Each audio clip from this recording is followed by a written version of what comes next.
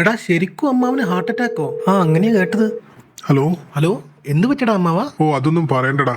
അതിരാവിലെ ചായ കുടിക്കാൻ വേണ്ടി പുറത്തേക്ക് ഇറങ്ങിയതാ. അപ്പൊ ഉണ്ട് റോഡിന്റെ അപ്പുറത്തെ സൈഡില് ഒരു കാരവനിന്ന് ടോവിനോ ഇറങ്ങി വരുന്നു. What A sudden surprise. Yes, I am also surprise. എന്നിട്ട് ഞാൻ ടോവിനോ ഒച്ചയിൽ വിളിച്ച്. അപ്പൊ ടോവിനോ എന്നെ നോക്കി ചിരിച്ചു. പക്ഷെ അതോടെ തീർന്നില്ല. പുള്ളി 2 വിരല് തോക്കുപോലെ എന്റെ നേരെ ചൂണ്ടിട്ട് ടിഷ്യൂ എന്ന് പറഞ്ഞ ഒരു വെടിവെപ്പ്. അപ്പോഴാണോ നിനക്ക് ഹാർട്ട് അറ്റാക്ക് വന്നേ? അല്ല, അതിന്റെ റിഫ്ലക്സ് റിയാക്ഷനായി ആ വെടി എന്റെ നെഞ്ചത്തേക്ക് ഏറ്റ പോലെ ഞാൻ കണ്ണു അടച്ച് തകർത്തങ്ങ് അഭിനയിച്ചു.